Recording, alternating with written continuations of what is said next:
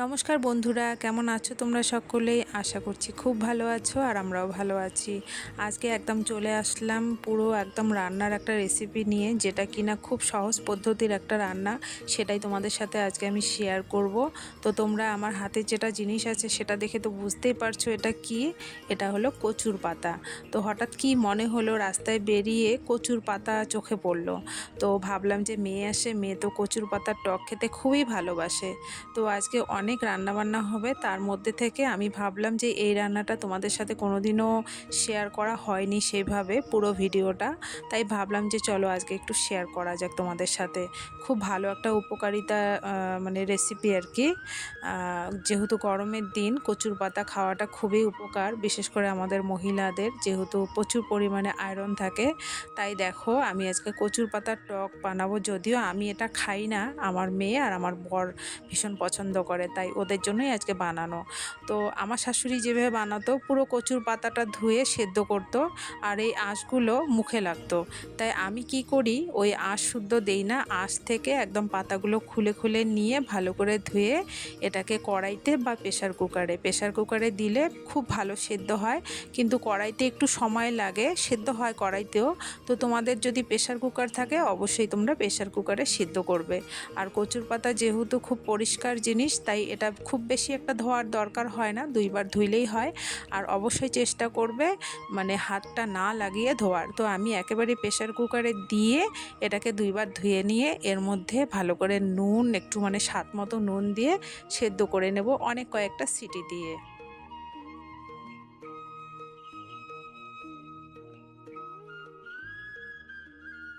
আর এই রান্নাটা কিন্তু খুব তাড়াতাড়িও হয়, বেশি একটা সময় লাগে না। আর একটা ব্যাপার, সেটা হলো হাতে দাগ লাগা আর চুলকানো। তো এটা নিয়ে একদম চিন্তা করার বিষয় নেই। আমরা অনেক মহিলারাই এইটার জন্যই আমরা অনেকে কচু রান্না করতে চাই না। আমি করি, আমি ওগুলো ভাবি না, কারণ কোনো ব্যাপারই না। কারণ হাতে যদি দাগ লাগে তাহলে এই যে বাসন মাজার যে সোবাটা থাকে সেটা দিয়ে হাত ঘষলেই কিন্তু সব উঠে যায়।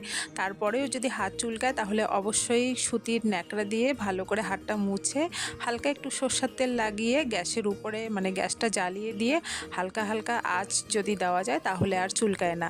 তো আমার কচুর পাতা কিন্তু পুরো সেদ্ধ হয়ে গেছে। আর দেখো আমাদের গাছের করমজার ভিতরে বীজ থাকে, সেগুলো খুলে নিয়ে আমি কচুর পাতাটার মধ্যে দিয়ে দিলাম। সেদ্ধ তো আগেই হয়ে গেছে।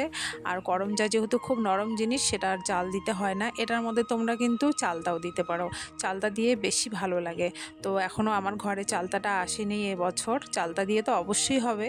চালতা দিয়ে ওরা খেতে খুব ভালোবাসে। আর দিয়েছি আমি একটু আমের ফলসি। তো যাই হোক, ওদিকে সেদ্ধ হয়ে গেছে। এখন আমি ফোড়নে দেব শুকনো লঙ্কা, তেজপাতা আর হালকা করে একটু সর্ষা, বাস। আর এর মধ্যে কিচ্ছু লাগে না। তো ওই যে অনেকে আমাদের আগের দিনের মা কাকিমারা বলে যে একটুখানি হলুদ দিতে হয়, না হলে কিসের দোষ লাগে নাকি, এরকম একটা ব্যাপার, জানি না। তবে বেশি হলুদ দিলে এটার কালারটা নষ্ট হয়ে যায়, যেহেতু কচুর পাতা সবুজ।